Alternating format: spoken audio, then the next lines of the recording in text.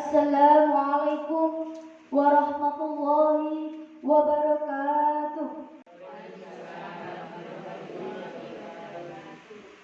Alhamdulillah, alhamdulillahilladzi qad wafaqa lil ilmi khairu khalqihi walituqa hatta nahat qulubuhum min nahwihi fa min adini sya'nihi lam ta'li. Amma ba'du.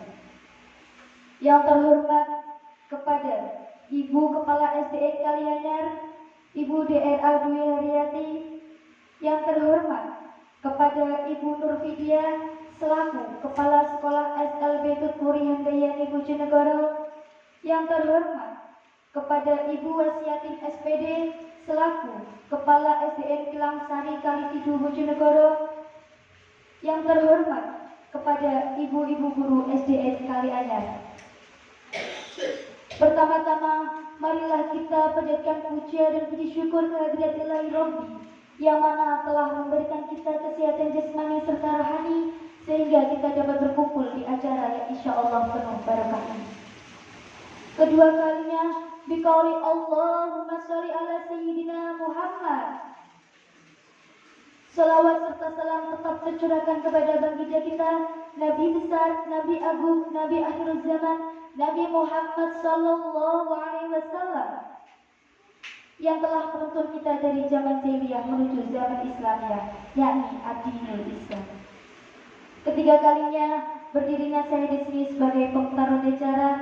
Langsung saja akan membacakan susunan yang akan berlangsung pada pagi hari ini.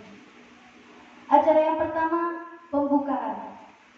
Melanjutkan acara yang kedua, menyanyikan lagu Indonesia Raya. Acara yang ketiga, sambutan dari Kepala Sekolah SDN Kalianyar. Memasuki acara yang keempat, acara inti. Dan acara yang terakhir, penutup beserta doa. Marilah kita buka acara ini dengan suratul Fatihah. Al-Hadiyah As-Salih Al-Fatihah.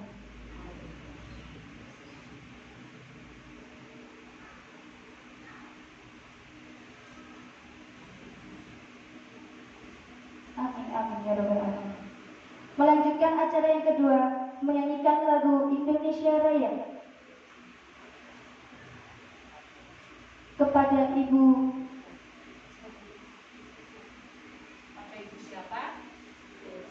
Kepada yang bertugas kami persilahkan. Hadirin dimulai berdiri.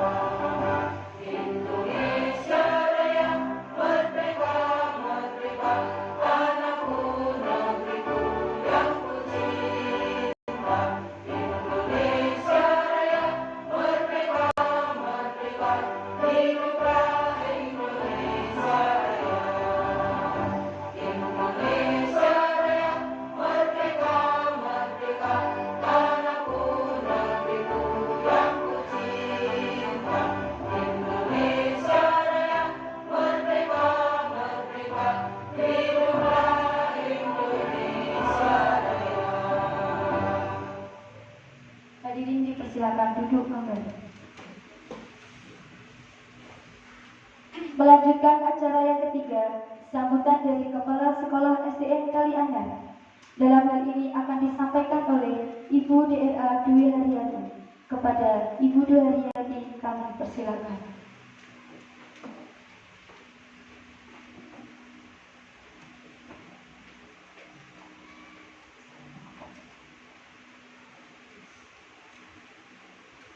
Asik. Assalamualaikum warahmatullahi wabarakatuh. Pada yang terhormat Ibu Wasyakin selaku Kepala Sekolah Ilangsari, dalam hal ini juga sebagai CGP Angkatan 9. Kepada yang terhormat Ibu Widya bersama dengan di rumah Mbak Widya selaku Kepala Sekolah SLB Kedaton Kapas. Kepada yang terhormat ibu-ibu guru SDN Kalianyar dan untuk CGP di SDN Kalianyar, langsung ini berarti acara Bu Hikmah yang kita ikuti selaku CGP dari SDN Kalianyar. Ibaratnya kita di sini ditempati sok bulbet yang sok belajarnya adalah ini. Pertama-tama marilah kita memanjatkan puji syukur kehadirat Ilahi Rabbi karena pada pagi hari ini, tepatnya hari Jumat Legi tanggal 27 Oktober tahun 2023, kita masih diberikan nikmat rahmat yang berupa kesehatan sehingga dapat melaksanakan acara ini tanpa ada kendala yang berarti. Kedua, salawat serta salam mari kita aturkan kepada junjungan kita Nabi besar Muhammad Shallallahu Alaihi Wasallam yang kita nantikan syafaatnya di yaumul qiyamah. Ibu-ibu yang saya hormati,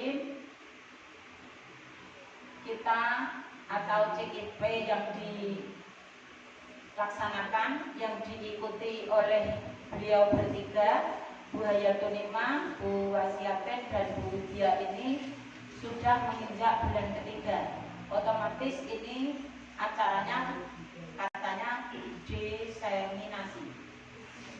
Nah, diseminasi ini berarti untuk memberikan ilmu kepada teman-temannya. Dalam hal ini sasarannya berarti bukan siswa ini. Untuk kali ini bukan siswa, berarti teman sejawat atau kita-kita semua. Ibu-ibu yang saya hormati terutama adalah untuk ibu-ibu guru SDN Kalianyar. Kalau penjenengan sudah mengikuti 2 kali. Yang pertama kemarin ada PI pendampingan individu.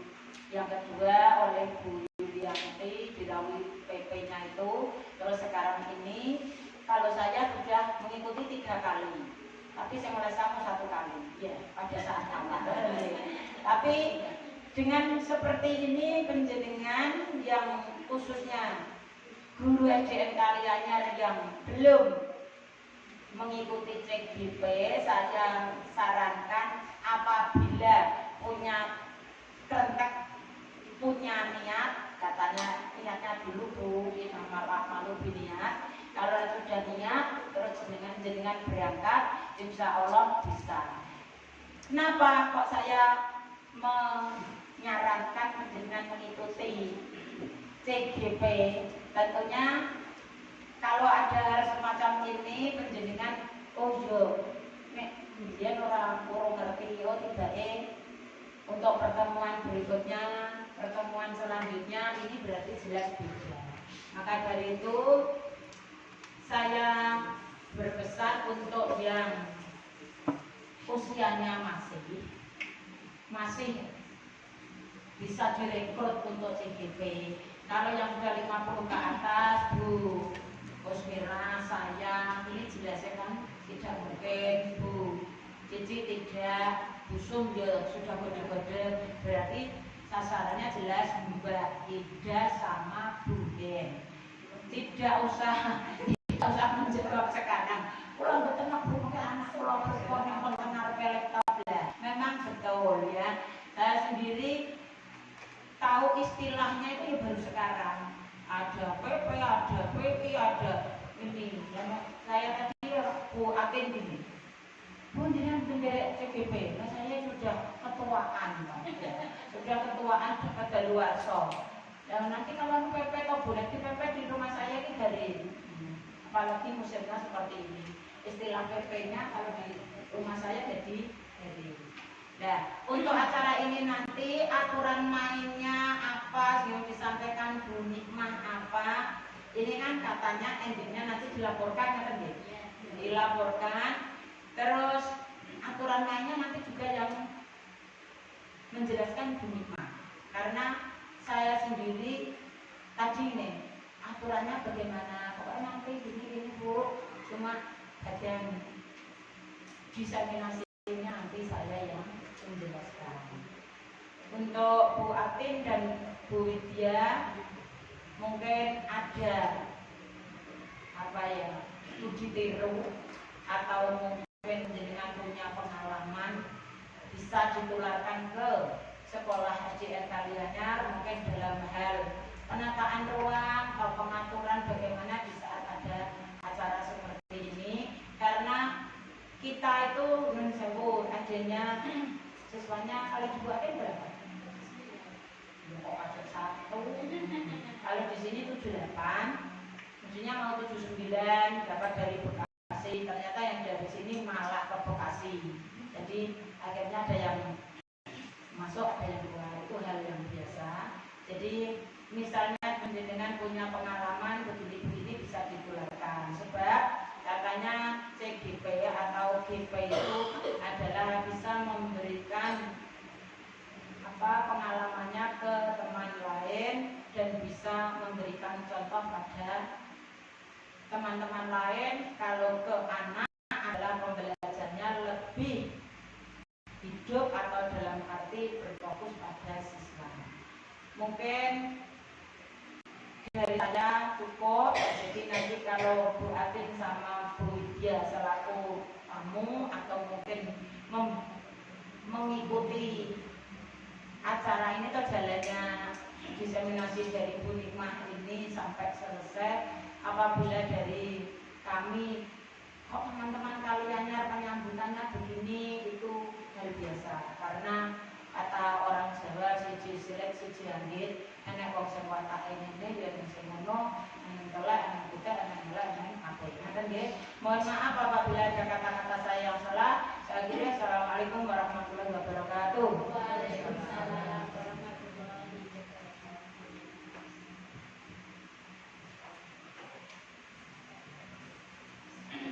Terima kasih kami sampaikan. Melanjutkan acara yang selanjutnya, yaitu acara inti. Diseminasi calon guru penggerak Angkatan 9 SDN Kalianyar yang akan disampaikan oleh Ibu Hayatul Nikmah SPD. Kepada Ibu Hayatul Nikmah SPD, kami persilakan.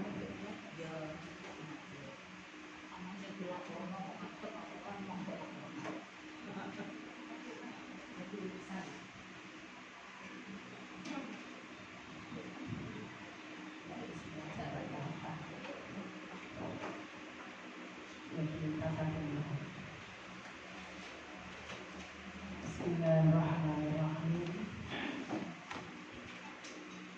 Assalamualaikum warahmatullahi wabarakatuh. Alhamdulillah wa syukurillah wa mawala, la hawla wa la quwwata illa billah, amma ba'du. Pertama-tama yang saya hormati Ibu Kepala Sekolah, Ibu Wasiatin selaku Kepala Sekolah dari Lansari juga, Ibu Nurvidya juga selaku Kepala Sekolah dari SLB Tutorial Handayani Udaton yang telah mensupport, yang ikut menghadiri dan mensupport pada acara saya pada pagi hari ini, acara diseminasi budaya positif.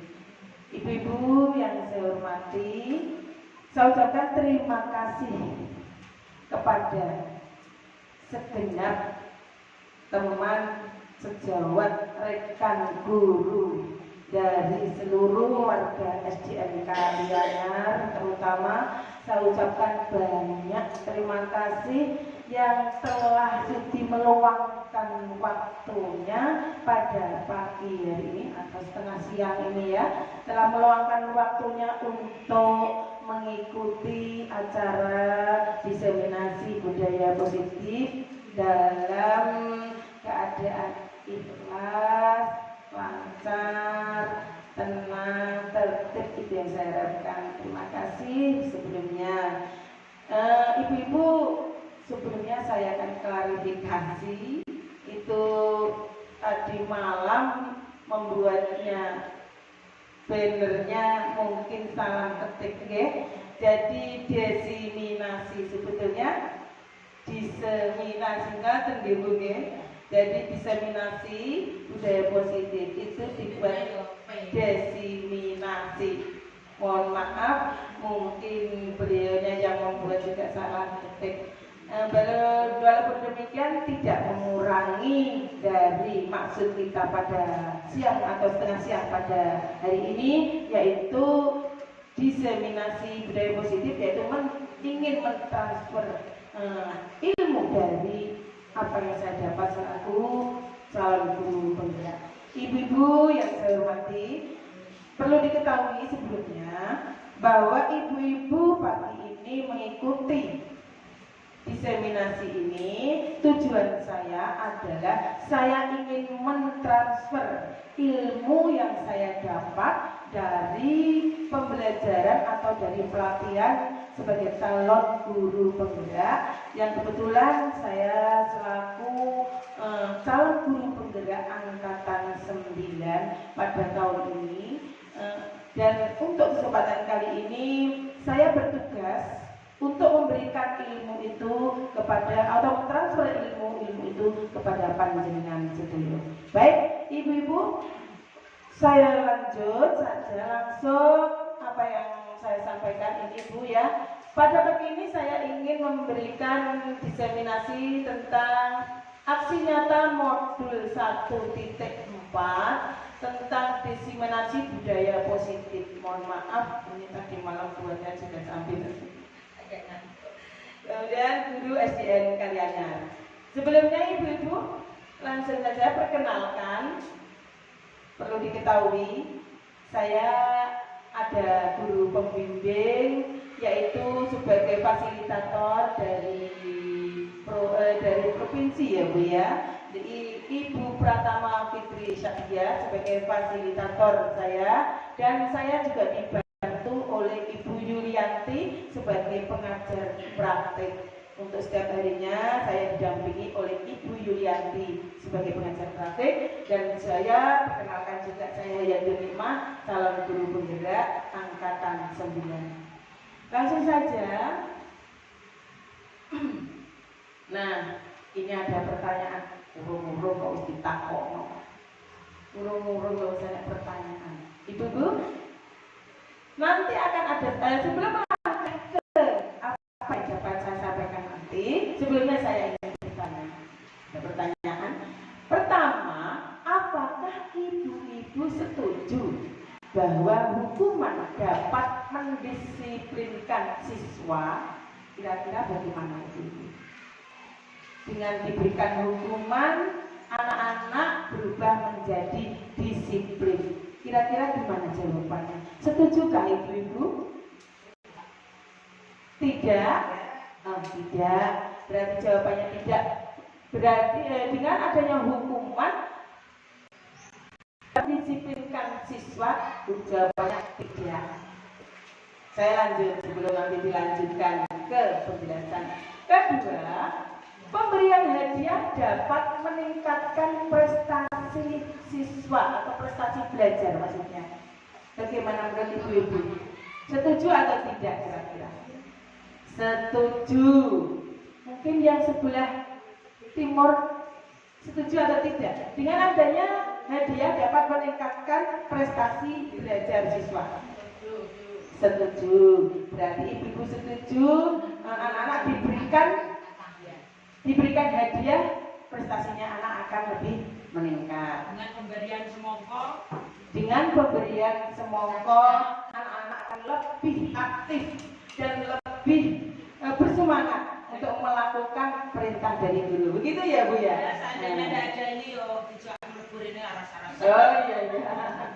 Berarti dengan adanya hadiah menurut ibu-ibu dapat meningkatkan atau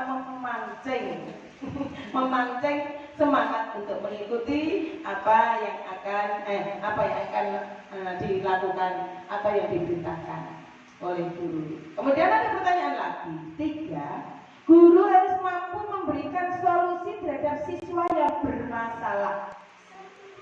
Setuju, bagus. Guru sebagai guru harus mampu memberikan solusi terhadap siswa yang bermasalah. Kemudian lanjutnya, guru berperan sebagai teman bagi siswa. Kira-kira bagaimana, Bu? Setuju. Setuju yang sebelah barat bagaimana? Setuju. Setuju. Guru berperan sebagai teman bagi siswa. Baik. Setuju sekali. Ada yang berpendapat setuju sekali. Baik. Di atasnya setuju itu sedelapan. Baik. Untuk selanjutnya Bu, monggo slide-nya. Kita akan mempelajari ini nanti. Akan bertemu nanti pada kontrol sebagai guru nantinya. Baik. Sebelum melangkah ke situ, kita akan ikuti bersama bahwa apa yang saya dapat dari pelatihan calon guru penggerak dari mulai bulan Agustus ya Bu ya, Agustus sampai sekarang adalah ini Bu, kesimpulannya. Pertama, modul 1.1 tentang refleksi filosofis pendidikan nasional dari Ki Hajar Dewantara. Kemarin yang saya pelajari tentang itu, pemikiran dari Ki Hajar Dewantara bahwa calon guru penggerak diajari untuk menerapkan dari pendidikan menurut pemikiran Ki Hajar Dewantara. Kemudian yang saya pelajari pula tentang modul 1.2 tentang nilai-nilai dan peran guru penggerak. Kemudian 3, modul 1.3 tentang visi guru penggerak yang kemarin ibu-ibu kita bersama telah membuat bersama atau telah kita telaah bersama tentang visi guru penggerak dari SDN Kalianyar. Sudah kita lakukan bersama Ibu ya kemarin. Kemudian modul keempat 1.4 adalah tentang budaya positif. Itu Ibu yang sekilas lintas tentang modul yang kami pelajari sewaktu kami mengikuti calon guru penggerak sampai di bulan ke-3 ini. Baik Ibu, selanjutnya, slide selanjutnya Bu.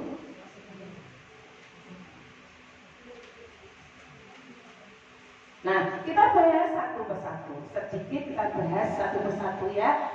Pertama, tentang refleksi filosofis pendidikan nasional dari Ki Hajar Dewantara.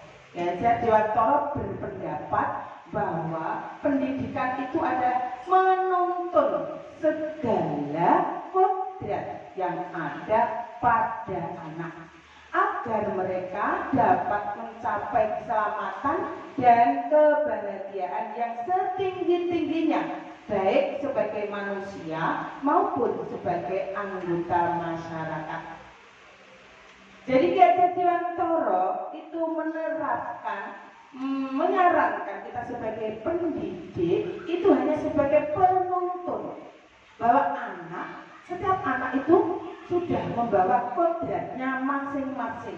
Kira-kira kalau dulu pembelajaran kita ada namanya kodrat alam gitu ya, kodrat alam dan kodrat zaman. Anak-anak telah membawa kodrat kira-kira apa kodrat alam?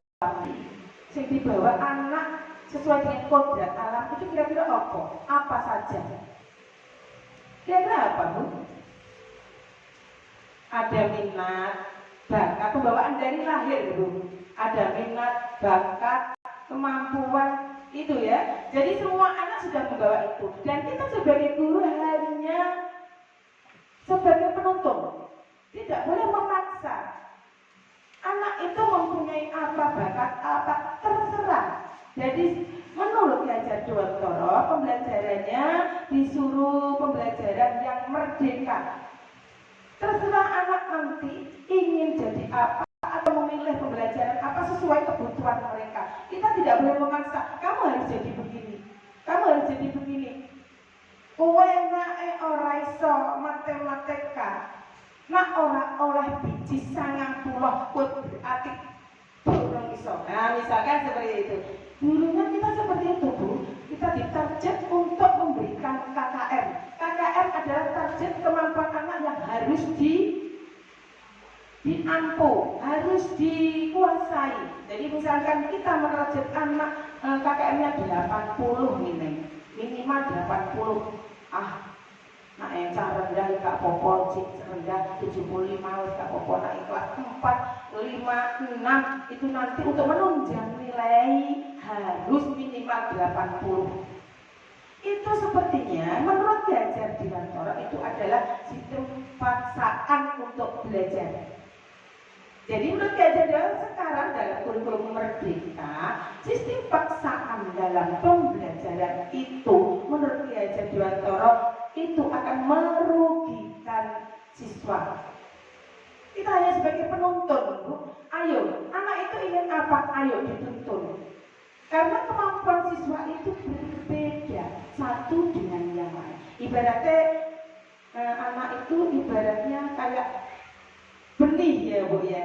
Benih itu kalau ditanam di manapun, kalau kita pupuk pasti akan tumbuh subur.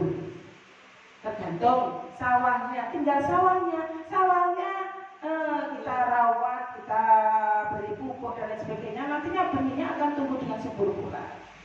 Ibaratnya seperti itu, bukan benih-benih cinta, benih-benih cinta. Baik. Ingatnya benih-benih cinta.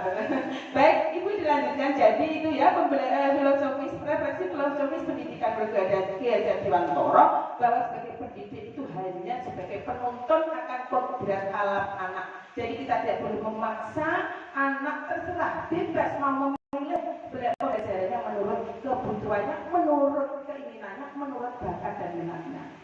Itu model pembelajaran untuk sekarang. Dilanjut, Bu. Ini dia.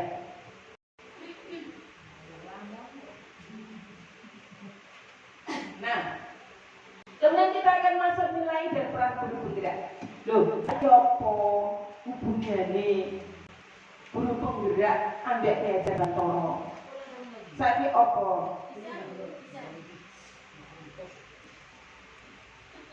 Perannya guru penggerak saiki apa? Nah, guru penggerak salah satunya adalah berperan untuk mentransfer pemikiran dari pembelajaran menurut Ki Dewantara. Nilai dan peran guru penggerak itu apa? Pertama, mandiri. Ibu-ibu mungkin tahu apa yang dimaksud dengan mandiri? Mandi sendiri. Nah, didelok sama Jawa, mandi sendiri apa-apa dhewe ora tergantung orang lain. Begitu ya. Jadi semuanya serba sendiri. Jadi peran guru penggerak, nilai dan peran guru penggerak adalah mandiri. Jadi berusaha selalu mencari ide, selalu mengembangkan tentang kemampuan-kemampuan, tentang kemajuan-kemajuan dari pembelajaran. Begitu ya. Jadi mandiri semuanya berusaha. Jadi guru penggerak berusaha diciptakan menjadi orang yang mandiri gitu. Kemudian inovatif. Peran guru penggerak kedua adalah inovatif. Mungkin ada yang tahu ya inovatif itu apa ya? Banyak inovasi, banyak ide. Mungkin bisa ada yang mau menjawab, monggo. Apa kira-kira? Inovatif. Mungkin Bu Vidya, Bu Guru TK, inovatif. Bu Vidya, inovatif itu kira-kira apa? Kan kita selalu atau sering mendengar inovatif ya. Monggo. Mungkin bisa membantu. usaha seseorang dengan mendayagunakan pemikiran, kemampuan imajinasi, berbagai stimulan dan individu yang mengelilinginya dalam menghasilkan produk baru bagi dirinya sendiri ataupun lingkungannya. Iya, luar biasa. Betul. Jadi inovasi itu intinya adalah mendayagunakan pemikiran atau kemampuan untuk berimajinasi, kemampuan untuk mencari ide. Oleh karena itu dalam sebagai guru penggerak disarankan untuk selalu mencari ide, selalu mengembangkan imajinasi.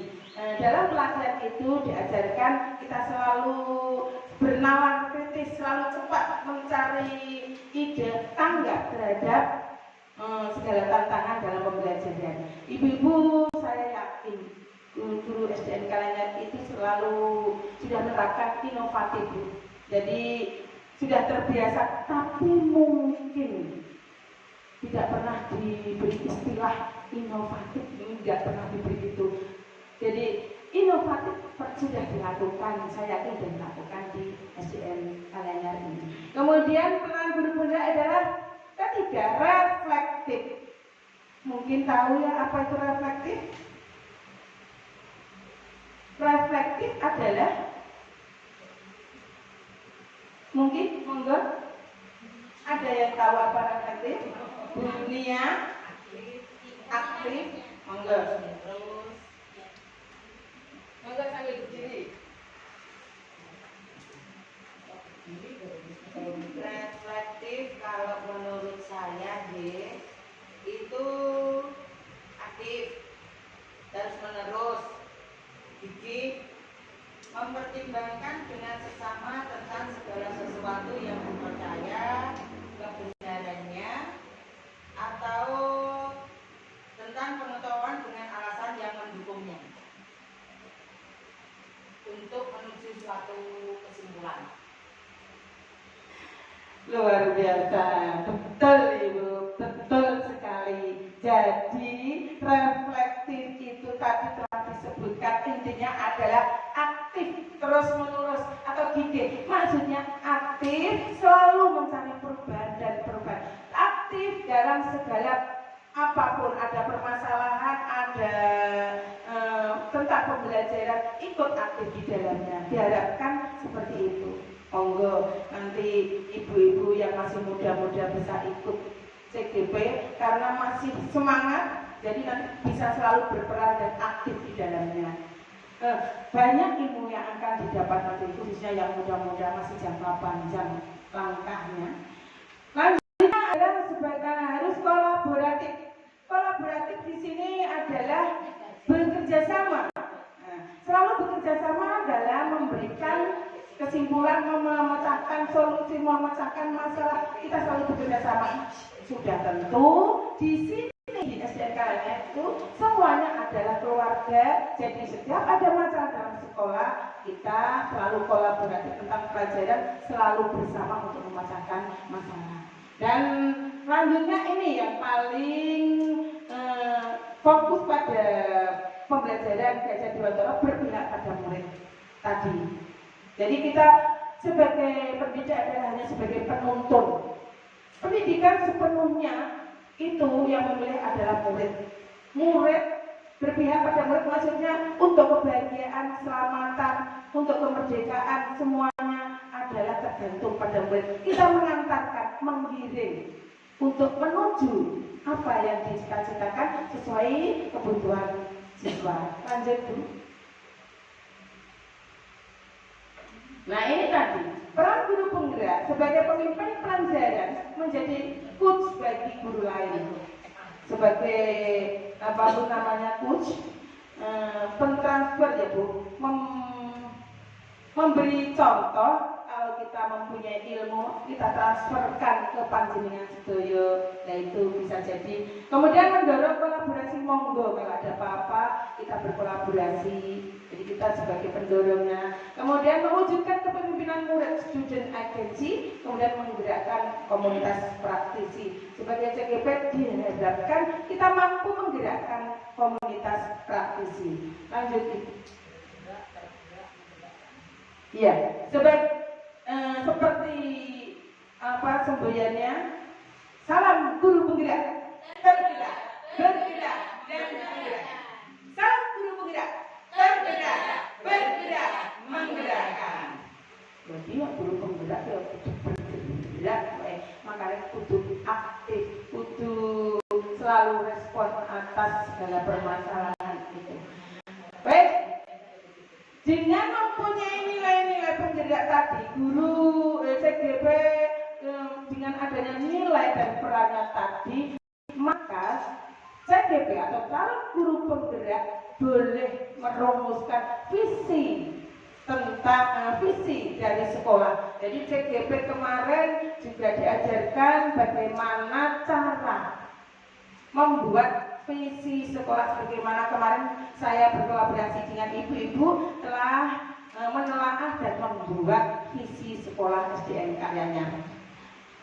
Karena CGP sudah melalui tahap nilai dan peran tadi, sehingga CGP mampu atau diharapkan mampu membuat visi sebagai guru penggerak. Visi yang kemarin saya buat, visi calon guru penggerak adalah mewujudkan peserta didik yang berkarakter, berprestasi, dan berbudaya sesuai profil pelajar Pancasila. Dan kemarin visi sekolah kita telah sudah sinkron, jadi kemarin disimpulkan tidak ada perubahan karena sudah menyangkut semuanya, namun hanya kemasan saja yang agak berbeda, tapi di dalamnya isinya sama.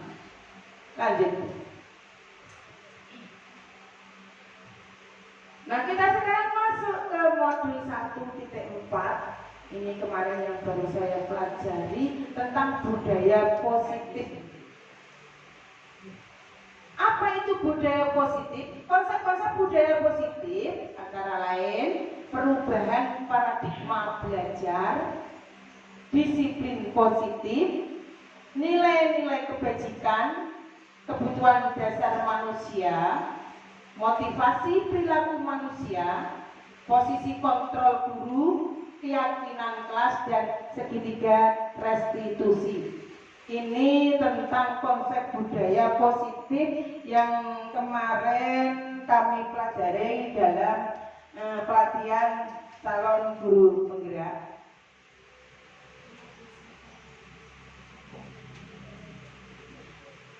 Pembelajaran dengan paradigma baru adalah pembelajaran merupakan pembelajaran yang dirancang berdasarkan prinsip pembelajaran berdiferensiasi sehingga peserta didik belajar sesuai kebutuhannya berdasarkan tahap perkembangan sesuai teori psikologi modern untuk mewujudkan profil pelajar Pancasila. Lanjut. Itu tentang pembelajaran paradigma baru. Seorang guru yang baik harus mempunyai kemampuan dalam mewujudkan budaya positif dalam kegiatan pembelajaran di sekolah. Budaya positif dapat dijalankan dengan menerapkan konsep-konsep inti seperti disiplin positif, memahami motivasi perilaku manusia berkaitan dengan hukuman dan penghargaan. Ini tadi yang saya tanyakan sebelum melangkah lebih jauh, ada pertanyaan tadi. Posisi kontrol seorang guru, pembuatan keyakinan kelas, dan penerapan segitiga restitusi dalam menyelesaikan suatu masalah di kelas maupun di sekolah. Langsung saja Bu, tentang disiplin positif. Ini nanti kita akan belajar tentang disiplin positif. Apa itu disiplin positif? Mengacu pada disiplin diri yang memiliki tanggung jawab yang dilakukannya berdasarkan nilai-nilai yang diyakini. Nah, disiplin positif ini sendiri adalah suatu pendekatan untuk menerapkan disiplin dari dalam diri anak tanpa paksaan, hukuman, dan hadiah atau pujian. Jadi disiplin positif perlu diterapkan baik dalam lingkungan keluarga maupun sekolah. Dengan menerapkan disiplin positif,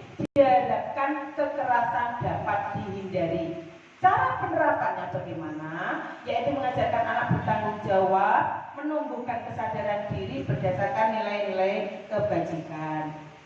Langsung saja, ini apa itu nilai kebajikan? Bahwa nilai-nilai kebajikan itu adalah sesuatu yang positif yang akan diterapkan, yang harus diterapkan kepada diri murid. Dan nilai-nilai kebajikan itu mengandung apa? Biasanya mengandung profil pelajar Pancasila. Di situ ada nilai-nilai kebajikan, di mana visi pun harus ada nilai kebajikan, yaitu profil pelajar Pancasila. Apa itu profil pelajar Pancasila? Ibu-ibu, saya ingin tanya, pasti sudah tahu ya, ada berapa profil pelajar Pancasila itu? Ada berapa dimensi toh? Ada 6. Apa saja? Nah itu, beriman dan bertakwa kepada Tuhan Yang Maha Esa dan berakhlak mulia. Sekarang sesuatu yang baik telah diterapkan kepada siswa itu disebut nilai kebajikan. Yang pertama, sesuai dengan beriman dan bertakwa kepada Tuhan Yang Maha Esa dan berakhlak mulia. Kira-kira sudah diterapkan belum ya di SDN Kalianyar ini untuk profil pelajar Pancasila yang pertama ini, dimensi pertama? Sudah ya. Contohnya apa kira-kira? Kira-kira contohnya apa?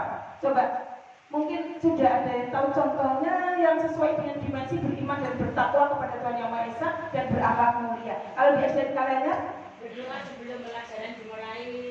Berdoa sebelum pelajaran dimulai, iya. Luar biasa. Di SDN Kalianyar sudah ini diterapkan sudah lama, yaitu berdoa sebelum pelajaran dimulai, juga mengaji setiap pagi jam ke-0 sudah.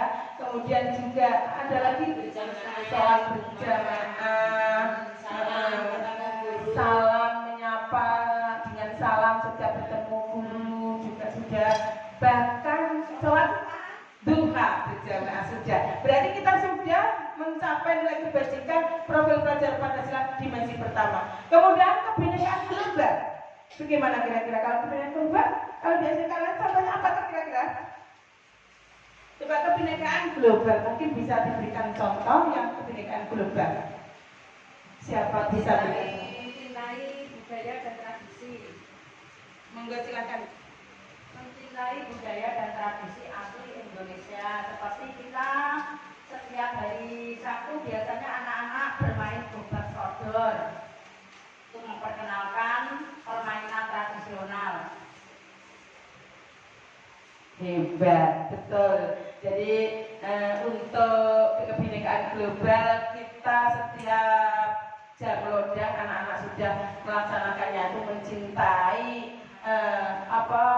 budaya leluhur ya, seperti gobak sodor, egrang tradisional itu sudah dilaksanakan. Berarti kita sudah melaksanakan kebinekaan global. Kemudian mandiri. Mungkin ada yang tahu mandiri, anak memiliki kemampuan untuk melaksanakan tugas sendiri. Contohnya, anak berangkat sendiri sekolah, tidak diantar lagi.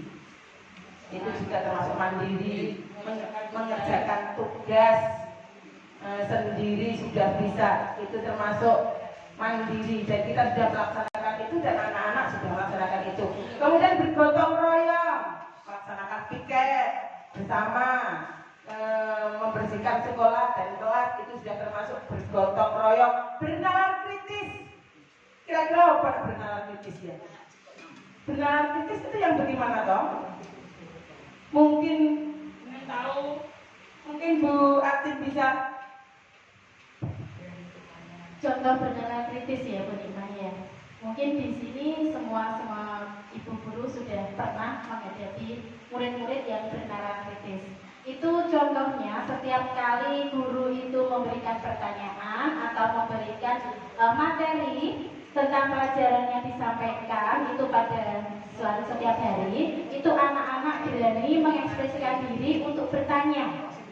Bu, nanti kalau contohnya, bagaimana kalau kita nanti praktek tentang ini Bu, terus nanti apa dampaknya untuk kami? Saya nanti kira-kira bisa nggak mempraktekannya di rumah? Mungkin seperti itu Bu nih, terima kasih.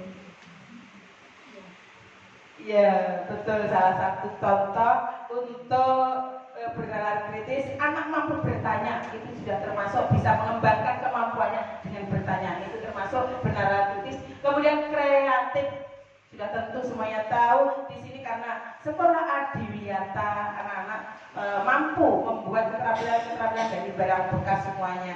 Itu termasuk kreatif. Langsung saja. Baik, kebutuhan dasar manusia. Kenapa kita harus sebagai guru harus menuntun sebagai penuntun saja? Kenapa kita tidak boleh memaksa? Karena anak pada dasarnya itu mempunyai kebutuhan dasar seperti kita. Misalnya anak ingin mempunyai rasa diterima, mempunyai kasih sayang, kebutuhan dasarnya memiliki kasih sayang, membutuhkan rasa diterima, membutuhkan penguasaan, kebebasan dan kesenangan. Di sini anak juga memiliki itu. Oleh karena itu kita tidak boleh memaksa dalam pembelajaran. Ini kebutuhan dasar manusia sebagaimana saya tampilkan, yaitu pertama bertahan hidup, misalnya makan, pakaian, tempat tinggal, kesehatan.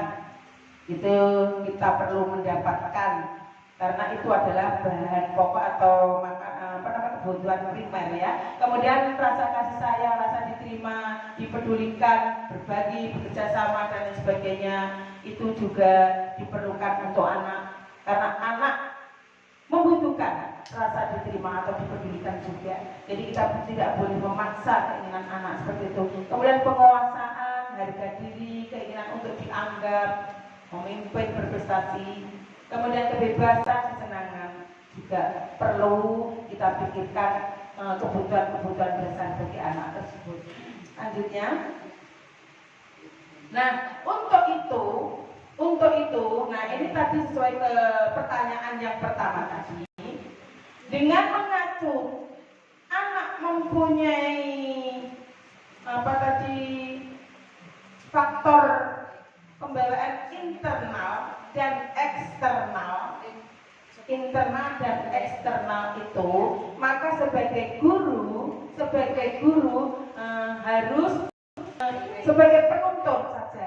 Jadi eksternal kita biarkan, kita kembangkan, kita sebagai penuntun untuk kemampuan anak untuk faktor internalnya. Begitu ya Bu ya. Nah, untuk menyelesaikan masalah, jika anak mempunyai masalah, maka sebagai guru, sebagai pengontrol guru sebagai kontrol atas permasalahan anak, guru mempunyai kontrol hukuman, konsekuensi dan restitusi. Nah, sekarang kita bahas hukuman, konsekuensi dan restitusi. Hukuman itu apa? Hukuman itu biasanya dilakukan dengan tiba-tiba. Misalnya anak melakukan kesalahan, kita langsung marah di hadapannya, itu secara tiba-tiba, bersifat satu arah. Jadi anak kadang ini nggak tahu apa yang diperbuat, tapi kok saya yang dimarahi, seperti itu. Terus konsekuensi, terencana, disepakati sesuai aturan. Kemudian murid tetap dibuat tidak nyaman. Misalkan anak melakukan kesalahan, tapi kita sudah merencanakan kalau anak tidak disiplin ada konsekuensinya. Itu sudah disepakati biasanya. Kemudian restitusi, proses menciptakan kondisi bagi murid untuk memperbaiki kesulitan. Ini nanti akan dibahas untuk selanjutnya. Sebelum langkah pembahasan tadi ada perbedaan hukuman, konsekuensi dan restitusi. Hukuman itu diberikan saat itu juga dengan tujuan membuat orang patuh dan takut membuat kesalahan.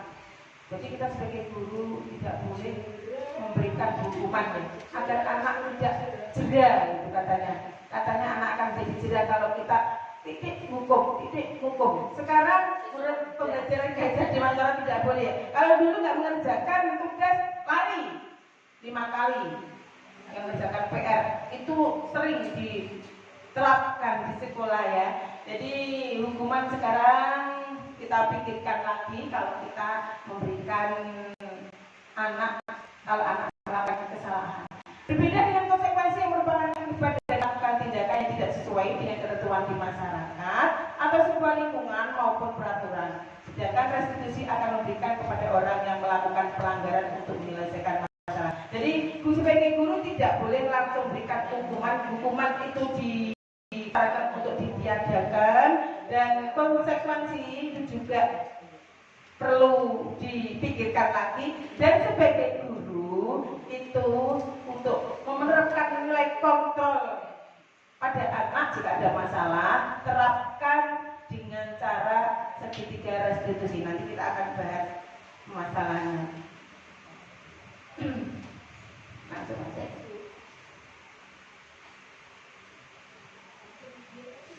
Nah, ini ada kasus. Bentar, saya mana kasus tadi? Nanti kita ulangi. Akan saya sampaikan tentang kasus penerapan segitiga restitusi. Jadi guru menerapkan restitusi.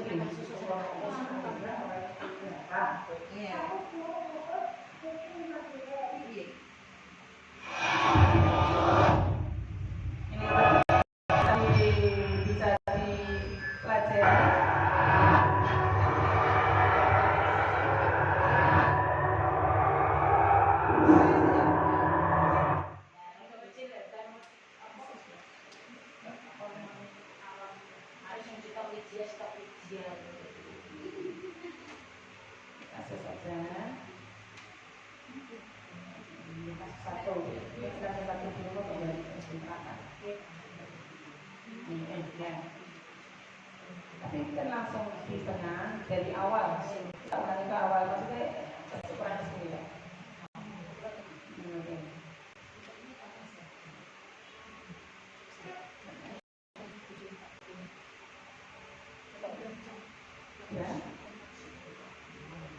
Nah, ini Ibu, salah satu contoh cara menyelesaikan masalah dengan penyelesaian masalah segitiga restitusi. Lambat lagi ya.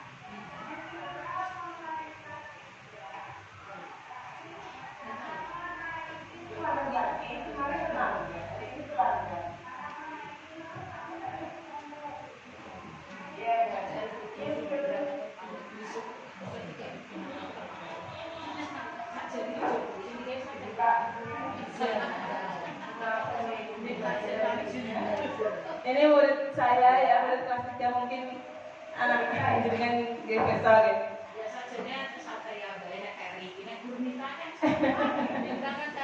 Ya sewaktu itu ya Gurnita sering terlambat. Nah, itu cara menyelesaikan masalah. Mengapa saya ini? Tapi Gurnita namanya berapa?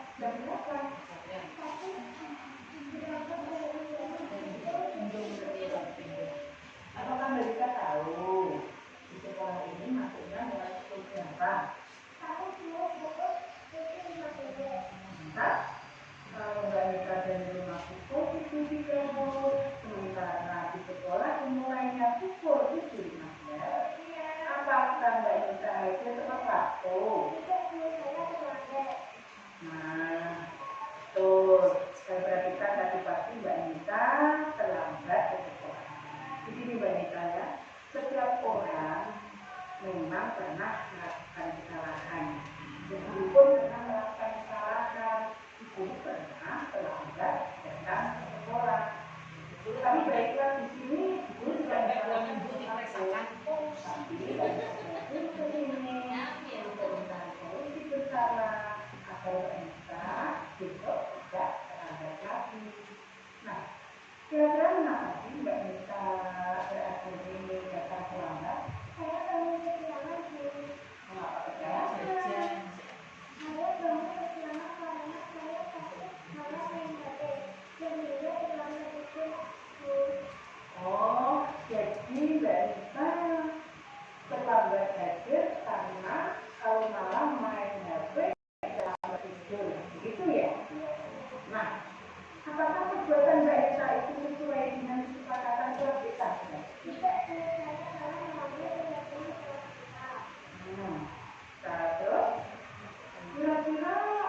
Keyakinan apa yang Mbak Nita langgar?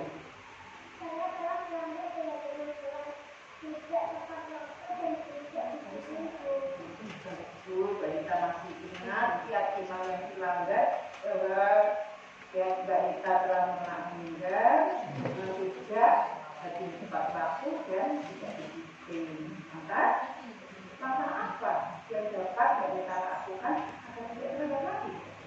saya tidak berlama-lama lagi dalam membaca agar tidak terlambat duduk malam dan minta tolong didoakan ibu agar tidak terlambat.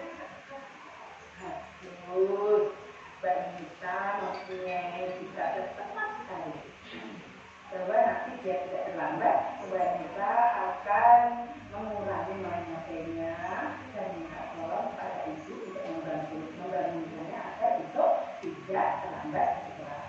Bagus sekali.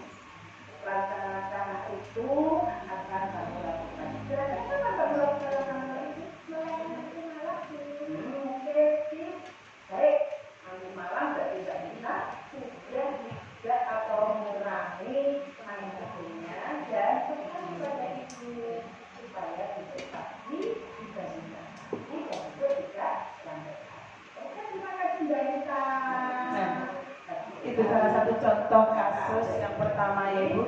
Jadi sebagai guru tidak langsung menghukum, tidak langsung memberikan konsekuensi. Kalau misalkan kita membuat peraturan, anak salah langsung konsekuensinya kamu harus gini, nah, itu tidak boleh. Jadi ada tahap-tahap sebagai guru untuk memberikan solusi kepada anak. Di mana pertama tadi kalau ada kasus, yaitu pertama menstabilkan identitas si anak dulu. Jadi dia tidak merasa disalahkan, karena itu akan menancap pada pikiran anak. Jadi kita tanya baik-baik kenapa salah tadi, kenapa dia akan mengaku sendiri. Jadi itu dari benar-benar dari dalam diri anak. Kemudian lanjutnya kita validitas ya, tindakan yang salah. Belum sampai validitas tindakan yang salah. Nah, kamu tadi bisa bertanya gini, kamu tadi melakukan kesalahan apa? Kenapa? Terus kira-kira kamu melanggar kesepakatan kelas apa? Kita tanya seperti itu. Dia akan tahu. Sebenarnya dia tahu. Makanya kita nggak boleh mendoktrin. Kamu salah, besok kamu harus cari, atau kamu salah, kamu besok harus menulis buku itu, catatan itu berapa kali. Itu berarti mendoktrin anak. Jadi itu akan nanti sampai tua akan tertancap pada pikiran anak. Ya. Kemudian ketiga, menanyakan keyakinan. Maksudnya seperti ini. Kemarin kami kelas 3 sudah sampai begitu ya. Kamu telah memarahinya dan mengganti.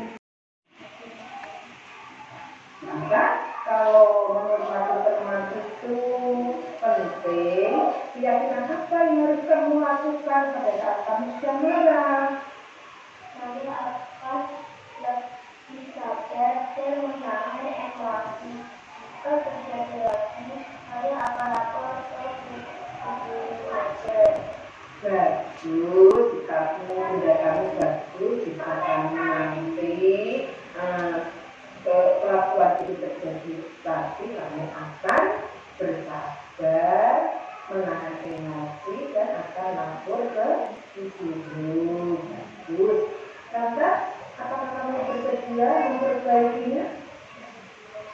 Alhamdulillah. Jadi itu jangan dilakukan kayak seperti tadi ya.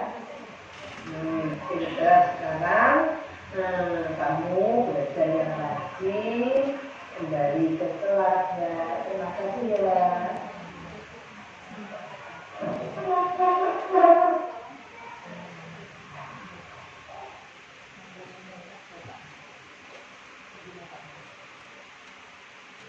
Nah, itu tadi Bu ya. Jadi untuk menyelesaikan masalah ke siswa, kita diharapkan tidak langsung memarahi atau menghukum siswa. Jadi semua ada tata cara atau aturannya. Kemudian tadi telah sesuai dengan kasus tadi cara penyelesaiannya ada tiga cara itu tadi. Pertama, menstabilkan identitas dulu biar anak tidak melakukan kesalahan, tidak merasa dihukum atau gimana maksudnya. Jika anak melakukan kesalahan, kita stabilkan dulu biar anak tidak merasa bersalah dan disalahkan. Kemudian memfasilitasi validitas tindakan yang salah dan tadi menanyakan keyakinan, itu caranya. Ibu-ibu, kita menentukan anak itu bersalah karena kita mempunyai aturan. Sekarang saya ingin bertanya, antara peraturan, tadi Bu Guru juga mendengar adanya keyakinan kelas. Peraturan kelas dengan keyakinan kelas itu kira-kira sama atau beda ya? Karena anak-anak dirasa itu salah karena itu melanggar aturan. Itu melanggar aturan atau melanggar keyakinan kelas? Aturan atau peraturan sekolah atau peraturan kelas dengan keyakinan kelas itu berbeda ya Bu ya. Jadi kalau peraturan sekolah itu masih secara umum. Di situ memang peraturan dibuat itu di situ masih ada hukumannya ya Bu ya. Di dalamnya peraturan itu kalau anak melanggar peraturan ada hukumannya. Misalnya tidak memakai seragam pada hari itu, hari Senin, itu ada hukumannya, masih secara umum. Tapi dari peraturan itu kita sebagai guru mengemas menjadi suatu keyakinan kelas. Keyakinan kelas itu dibuat kesepakatan bersama dengan siswa-siswa di kelas antara murid dan guru. Kira-kira dari peraturan-peraturan itu kita buat keyakinan, sekiranya kamu bisa melaksanakan itu yang mana? Kita buat menjadi sebuah keyakinan kelas. Jadi keyakinan kelas itu tidak perlu banyak-banyak. Asalkan anak bisa membuat dan yakin bisa melaksanakannya. Misalnya kalau kelas 3 sudah saya buat itu hanya disiplin, menjaga kebersihan dan keindahan, saling menghormati dan menghargai, jujur dan mandiri, bersikap ramah santun, penyayang, tertib, itu saja yang dibuat di keyakinan kelas yang harus dilaksanakan oleh siswa kelas 3. Dan untuk yang kelas yang lain juga seperti itu.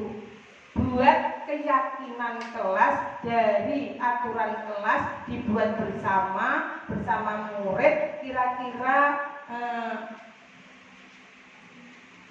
keyakinan apa yang bisa mereka laksanakan bersama murid. Gitu ya Bu ya. Jadi setelah keyakinan kelas kita buat, nanti kalau anak melanggar aturan, melanggar peraturan, dia akan tahu, oh aku dinane wis kesepakatan gak oleh rame nak wayang ini aku kudu tertib. Dia akan tahu kalau dia nggak tertib, oh aku melanggar dari aku dewe, aku melanggar kesepakatanku dewe. Tujuannya seperti itu. Ada yang mau tanya sebelum saya akhiri nanti? Pas karena bulan mesti putrane selak jemput terus. Baik, karena tidak ada pertanyaan berarti sudah bisa dan nanti bisa melaksanakan membuat keyakinan kelas. Ya tentu bersama-sama nanti kolaborasi antara guru dan siswa bersama kita membuat keyakinan kelas itu dan kita terapkan pada kelasnya masing-masing. Itu ya. Karena sudah ada pertanyaan, kesimpulannya kesimpulannya apa? Hubungannya budaya positif tadi dengan filosofi Gajah Dewantara, nilai dan peran dan visi guru penggerak, yaitu dengan menjalankan budaya positif di sekolah, maka akan mempermudah dalam tercapainya tujuan pendidikan nasional sesuai dengan filosofi Ki Hajar Dewantara, yaitu pendidikan yang berpihak pada murid dan bersifat menuntun tumbuh atau hidupnya kekuatan kodrat yang ada pada murid. Kemudian hubungannya kalau dalam budaya positif, filosofi, nilai dan guru penggerak, budaya positif dapat terwujud jika seseorang guru memiliki 5 nilai guru penggerak, diantaranya berpihak pada murid, mandiri, reflektif, kolaboratif, dan inovatif. Budaya positif dapat terwujud dengan mendorong kolaborasi antara semua warga sekolah dengan adanya keyakinan sekolah yang harus disepakati dan dijalankan bersama. Dan kesimpulan selanjutnya, salah satu perubahan yang diinginkan sesuai dengan visi guru penggerak adalah terbentuknya budaya positif agar diperoleh sekolah yang nyaman, aman, dan berpihak pada murid. Untuk mewujudkan visi guru penggerak tersebut dengan pembuatan prakarsa perubahan sesuai filosofi Ki Hajar Dewantara dan profil pelajar Pancasila. Demikian Ibu-ibu, apa yang dapat saya sampaikan. Sebetulnya masih banyak yang belum saya sampaikan. Kita lanjut dengan waktu yang lain, nanti kita sambung, kita tetap berkolaborasi untuk mewujudkan anak yang berkualitas bersama. Terima kasih, dan saya akhiri sekian dari saya untuk diseminasi budaya positif pada pagi ini. Assalamualaikum warahmatullahi wabarakatuh. Salam guru penggerak. Bergerak menggerakkan. Terima kasih.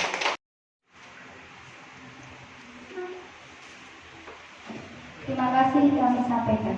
Melanjutkan acara yang terakhir, penutup beserta doa. Sebelum doa kami mulai, saya sebagai pemutar roda acara, bila ada salah kata yang kurang berkenan di hati para hadirin, saya mohon maaf yang sebesar-besarnya. Allahumma fiqil aqwami thoriq. Assalamualaikum warahmatullahi wabarakatuh.